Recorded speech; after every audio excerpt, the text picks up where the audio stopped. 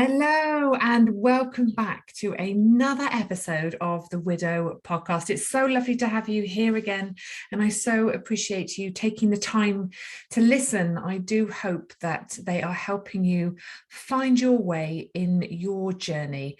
And if they are, share them, like them, comment on them, because it allows me to reach more people, helping other widows, widowers and surviving partners navigate their way through their loss, because as we all know, it's a very difficult and very lonely journey, and there's not a lot of support out there. So if it's helping you, then spread the word.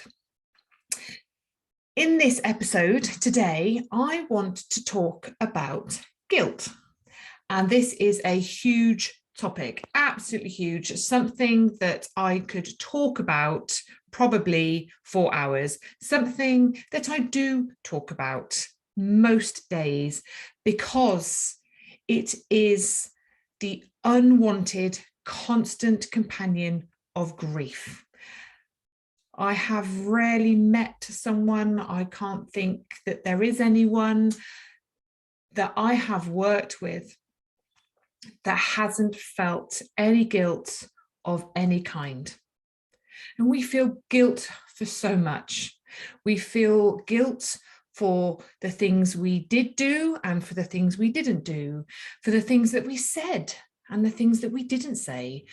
We feel guilty because we didn't do enough. We weren't enough. We feel guilty for surviving, for being here, for our lives. We feel guilty for wanting to create something normal. We feel guilty for grieving and feeling sad, and then we feel guilty for feeling happy and finding some joy in our journey. It's relentless, and it's something that we continually beat ourselves up for, and we attach these stories to our reality. And there's so many shoulda, woulda, couldas around it, isn't there? And it's hard. It's really hard to navigate that, to work our way through all of that, amongst everything else, because remember, grief isn't one-dimensional. It isn't kind of a step-by-step process. Grief is like an umbrella term for every single kind of feeling, emotion, and thought that you could possibly have, that all comes under this one umbrella term of grief. It's huge, and why we don't understand it better than we do, I have no idea, but it's hard, right? Somebody you love dies, somebody significant in your world dies. How on earth are we supposed to process that? How do we make sense of that? We can't sometimes. Good people are taken cruelly and sadly and tragically. And how do we process that and understand that actually it was out of our control? There was absolutely nothing we could do about it.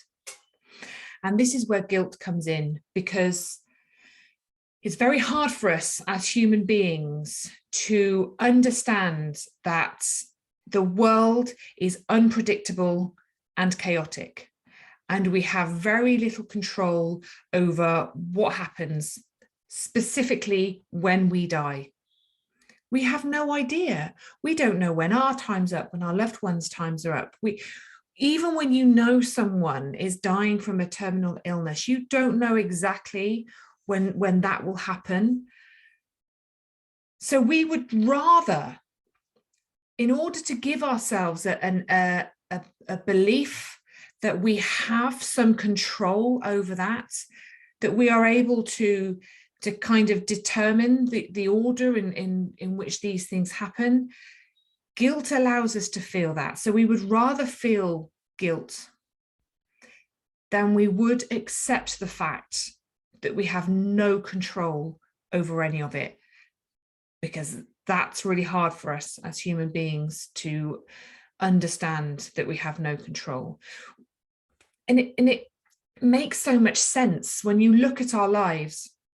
We like certainty, we like routine, we like structure, we know what's going to happen next. And this is why it's so hard when we lose our life partners, because we thought we had certainty. We thought our lives were set up. We thought we were going to go on these holidays, create these memories, buy this house, have this car, get that holiday home, travel the world, look after the grandchildren, and just grow old together. That's our plan, right? And when that doesn't happen, we are thrown into a crazy, chaotic, unknown, scary, very scary world. So again, it all comes down to kind of not knowing and not understanding and not feeling like you have any control. And allowing our brains to process that and understand that can feel tough, can feel heavy. So this is often why we will attach guilt to it, because it gives us a sense of power, maybe. But, you know, in time, the guilt will subside. It's a very natural, very common, very normal, whatever normal means, companion in grief. It shows up for us a lot, but it will subside. But there's ways of managing it and working through it that will allow us to get past the guilt and understand how maybe we are adding more suffering to our grief, to our journey than we need to.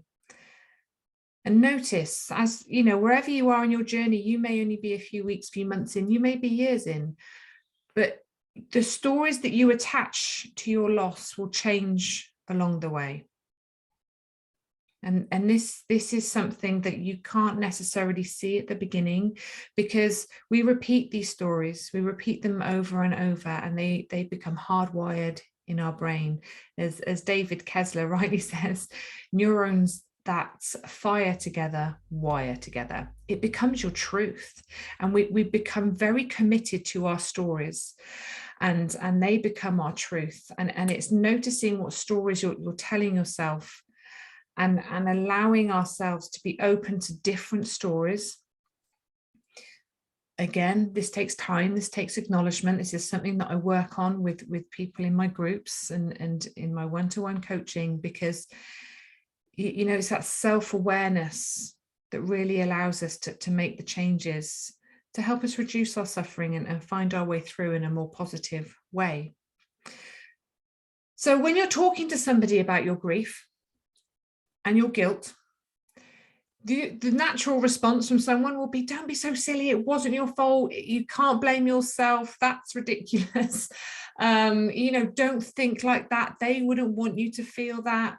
And that's all good and well, you know, and they're right, they're right, you know, they're not saying anything wrong. But what tends to happen when we're kind of met with that, we tend to stop talking about what's showing up for us and the guilt that we're feeling, that we're attaching. And when we keep it in, we stop talking to people. So we keep it all in, we keep our stories in, we create shame around it. And when we create shame around our guilt and our feelings and our emotions, we then aren't able to kind of move forward through it. We're carrying it around and it's really heavy, and it keeps us stuck where we are because we're not able to work through it. And this is, you know, so important that we work through everything that shows up for us. That you're not doing anything wrong, that there is no right or wrong. It's acknowledging and accepting your truth, your reality, and becoming curious about it, exploring it, sharing it with people that understand. And this is, again, why I just love bringing people together, because, you know, somebody will say something, they feel guilty about it, and it resonates with someone else. And, you know, it kind of normalizes it for you. It makes you feel like you're going less mad.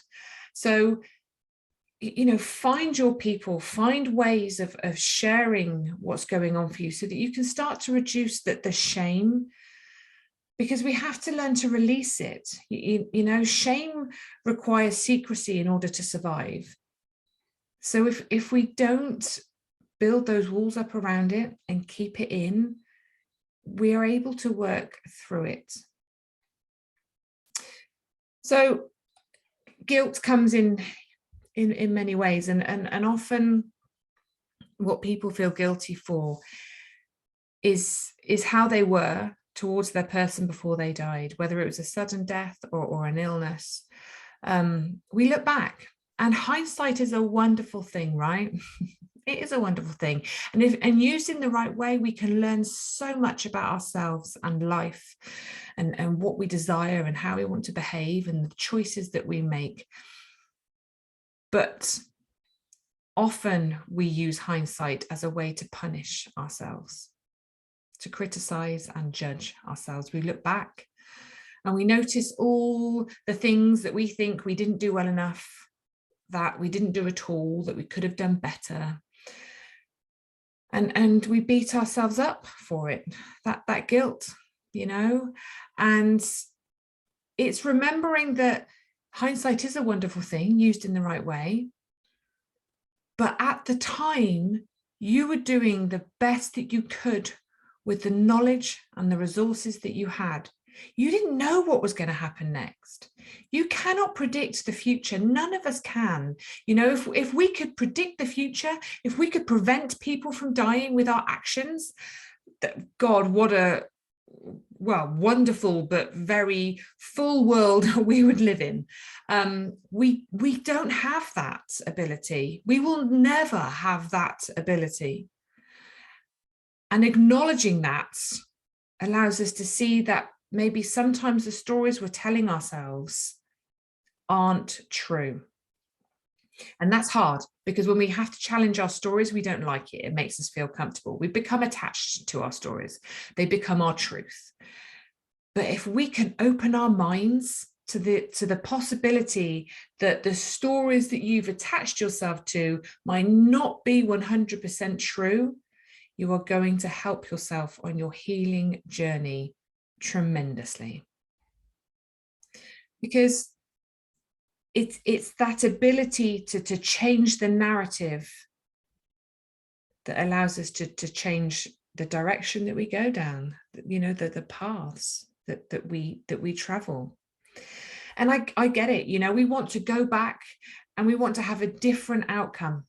You know, we want to change what happened.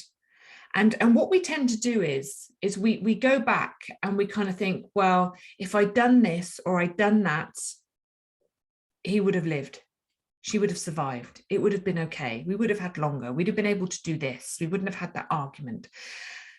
And we kind of, again, it's believing that we had some power over the outcome, that maybe we had a part to play in what happened next.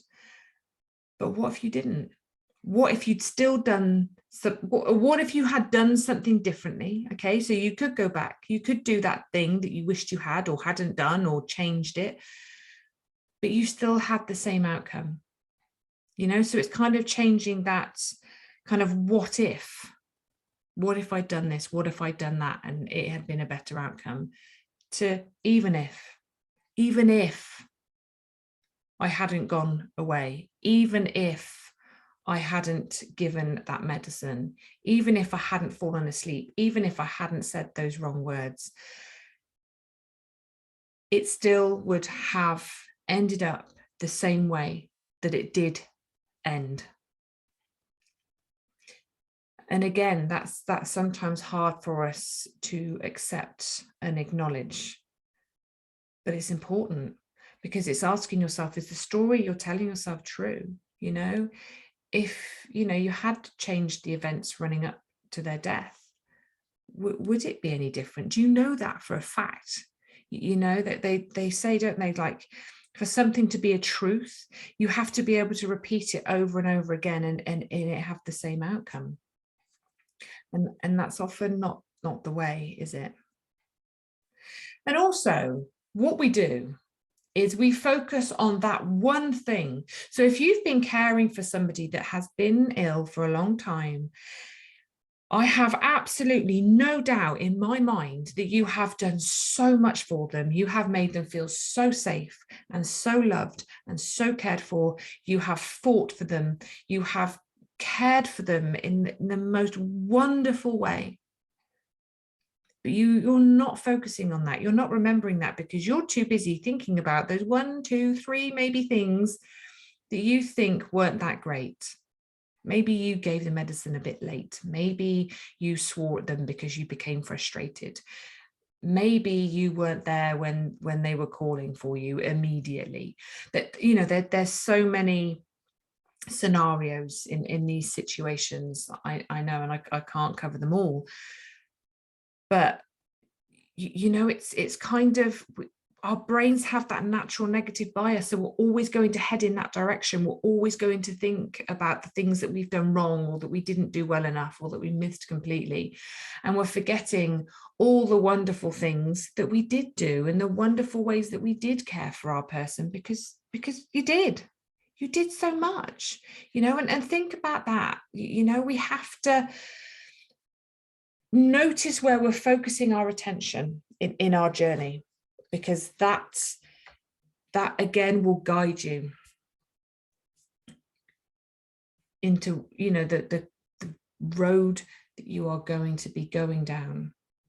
We have choices, and it doesn't feel like you have choices, and I've talked about our choices a lot in a previous episode, but we do have a lot of choices. And one of the biggest choices we have is allowing the thoughts that we want to focus on, that we want to grow. So if you notice the thoughts coming into your mind are causing you discomfort and pain and creating guilt and shame, ask yourself the question, is it true? Is this fact? Is there another way I can think about this that will allow me to feel better about it? Acknowledging that you didn't have full control over the situation in the first place. It was way beyond your level of control. Recognizing that you did your absolute best in that moment. It's normal, it's common, it's okay to feel the guilt. Work through it, talk about it, but don't let it keep you in a place of discomfort. Doing that to ourselves achieves so little. All it achieves is our own suffering. And for what purpose? We have to ask ourselves why. Why would we do that to ourselves?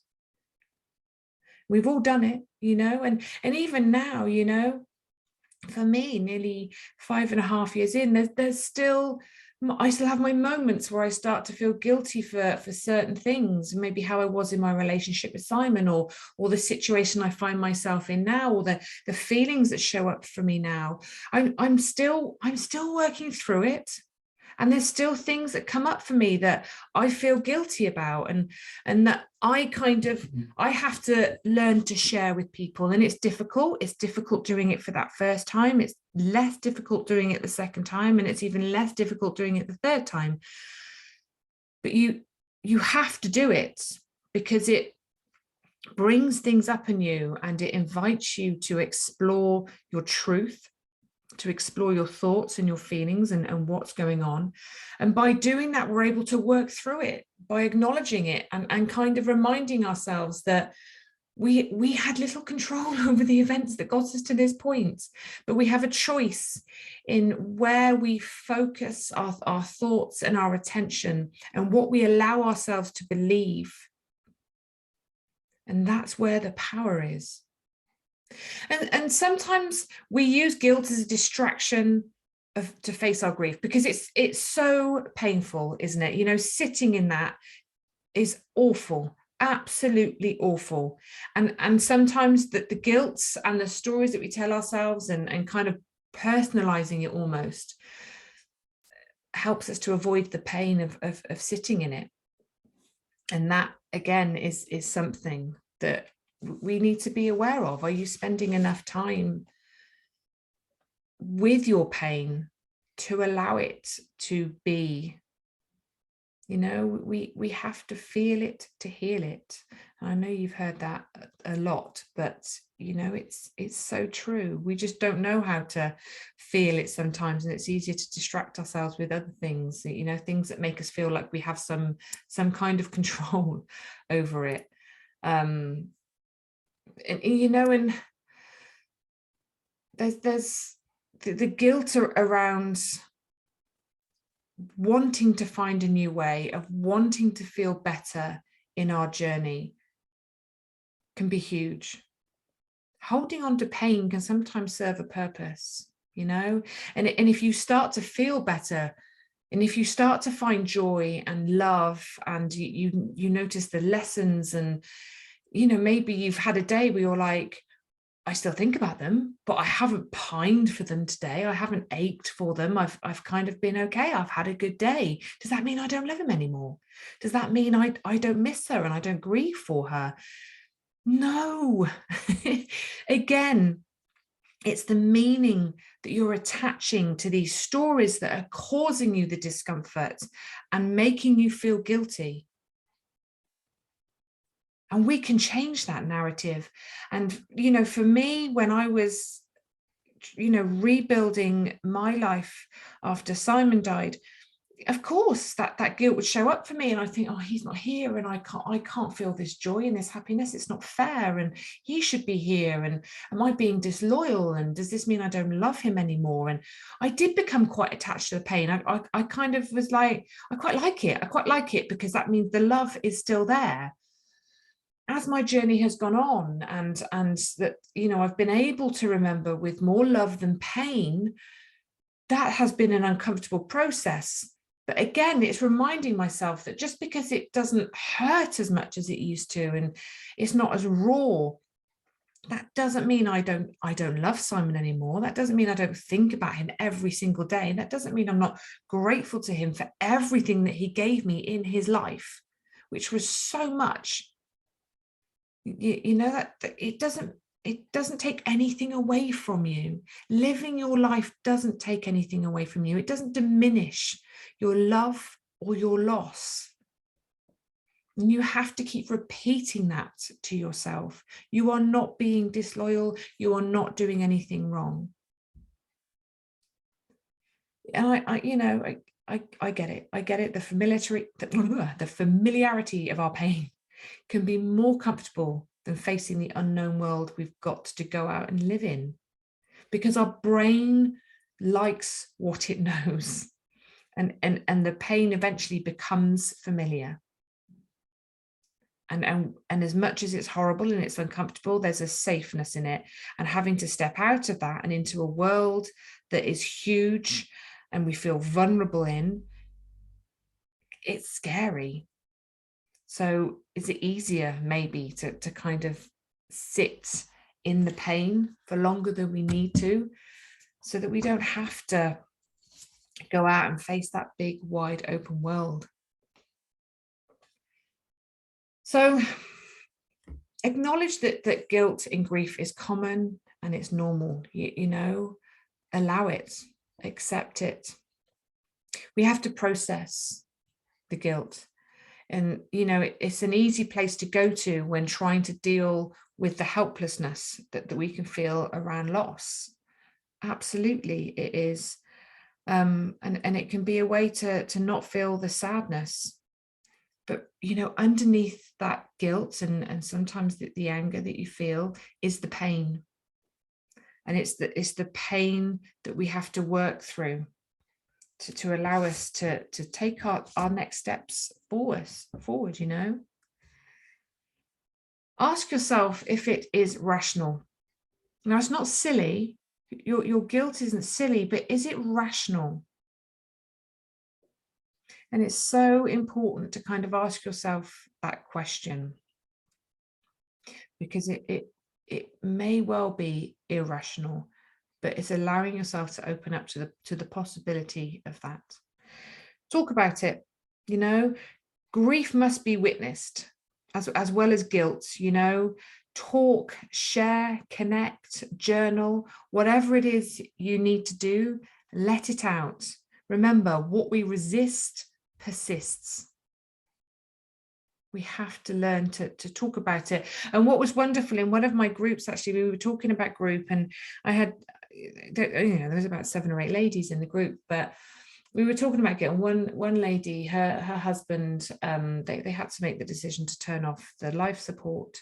And in that, she decided that she wasn't going to be there. She was going to stay at home with her children, because she believed he'd already gone. He wasn't there anyway. He'd been kept alive by machines, and she wanted to be at home with her children. But she beats herself up for this. She gives herself a really hard time for doing this, and it eats away her. She gets incredibly upset, and it's really hard for her to talk about. And she was talking about her guilt and how it shows up for her, and how she wishes she changed it, and the stories that she was kind of convincing herself of for having made that choice. That she'd been a bad wife, and she hadn't been there for him, and did he know she wasn't there? Did he feel alone? And all of that. In the same group, there was another lady whose husband had been ill, and they decided he would die at home. And so she was with him at home. Her child did not want to be in the room when he died, so he stayed away. And this lady stayed with her husband whilst he died. So she did that. She was there. She made that choice. She still carried guilt. She carried guilt that she wasn't with her child when the dad died.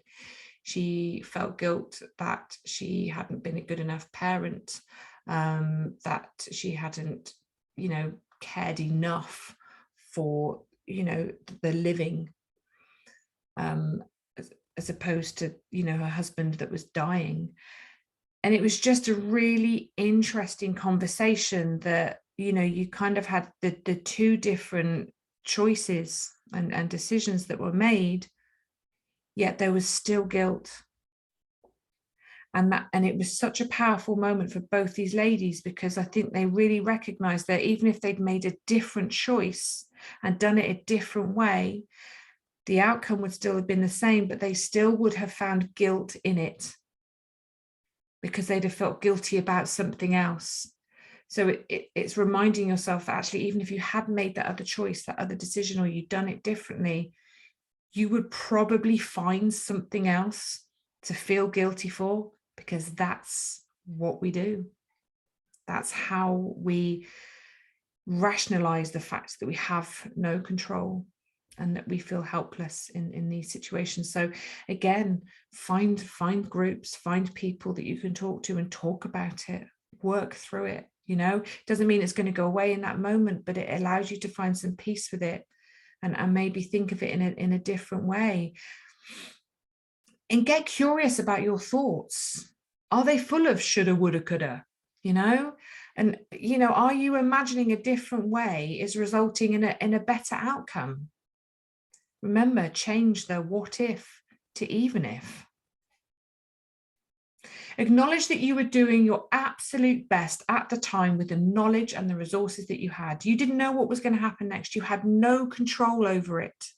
You did your best. I speak to so many people that feel so awful, again, about what they didn't do, or maybe a reaction that they had. It's hard work looking after someone that's dying. It's hard work having a relationship with someone, and there are many times that I felt guilty for how I was with my husband, and we'd had some rough times over the years, some really rough times. It wasn't perfect, not by any stretch. What is? Nothing is. And you can really kind of beat yourself up for it, but I kind of choose to take the learnings from it instead, and I choose to remember that I was a kinder, nicer person than I was a horrible, grumpy person, and not to focus on the horrible, grumpy times, because we all have them. And it's about forgiving yourself. Forgiveness is huge. And I think we have to find that forgiveness within ourselves, to learn from it and find a way to move forward. And maybe it's not a forgiveness in terms of you think what you did was okay. If you know, if maybe, and we all do it, maybe we behaved in a way that kind of goes against what we truly believe, or our values, and we all lose our way a little bit at times. But it's acknowledging that you're human, that you make mistakes, that you're not perfect, and that you did your best. And sometimes just saying, do you know what, I'm going to forgive myself for that, because I wasn't trying to be intentionally cruel or mean or to cause harm to anyone else. And learn from it and allow yourself to find a way to move through it, because you absolutely can. You know, we can find our way through these things. Notice the stories that you're telling yourself, because they will probably be causing you a lot of harm and a lot of upsets. And I know it's incredibly hard, grief, and guilt is a huge topic to unpick and uncover within ourselves. And it's something that we often go quite deep in when I'm working with people, because it's very individual to everyone, and we all have different stories and different meanings, and that's okay. You know, that's absolutely okay. It's not that you're wrong or that you're being silly. It's the way it is. It's the way we work as humans. And I think when we understand that a little bit more, it helps us to process it and to work through it, because we can. And I think having that understanding that the guilt doesn't have to be with you forever. You know, it pops up. Absolutely. There are things that still show up for me now in my journey. But, you know, if I can notice when those thoughts are coming in, and I can notice what kind of road I'm starting to go down with it, I can stop them. I can go, no, I'm not doing that to myself. That doesn't serve me. That doesn't help anything. It's reminding myself that I loved Simon, that I did my best with what I had at the time. Yes, I could have been better, but I've learned from that, and I'm trying to be better now. That I still honor Simon. I still talk about him a lot. I'm doing the best that I can now with what I've got, and allowing myself to live without the guilt. Because, do you know, yes, I have felt guilty for being here, but actually, I think if I had chosen to live my life in pain, in suffering, in guilt, I would have felt more guilty about doing that than I would choosing to live my life and go forward and find my way and find love and laughter and peace and gratitude. Because I think there's too many people that are not here on this earth anymore that would absolutely give anything to be here, living the life that they had, doing the things that they wanted to do, living out their dreams. And I don't know how much longer I've got. You know, we're not all kind of promised 90 years on this planet. So, you know, I have to go, do you know, I'm going to honor my life. I'm going to honor Simon's life, and I'm going to make the best that I can out of it, because that makes me feel better than blocking myself from living a good life out of some kind of loyalty that I don't believe serves me. I believe, you know, Simon was here, he was alive, he was amazing, and he taught me so much. And so sadly and tragically, he's gone. And I can't change that. I have no power over that. So I now have to honor the living. I have to focus on my life. I'm alive. My children's lives, they're alive. And the people around me, my family and friends, and that has to kind of be at the forefront. And again, I may be a lot further on in my journey than you are. I don't know where you are in your journey. And this is a process. This isn't something that you decide overnight, but I'm hoping that by me sharing what I've learned with you and parts of my journey and parts of other people's journeys, it opens your mind and your heart to the possibility that guilt doesn't have to be a constant reality for you. It's something that you can work through. It's something that you can find a way through so that you can allow yourself, give yourself permission to live a good life again. And remember that everything that you did when they were alive was enough. You did your best, and that was enough. You are enough. Remind yourself of that every single day, because it's so important and it's so true. And that's where the truth is.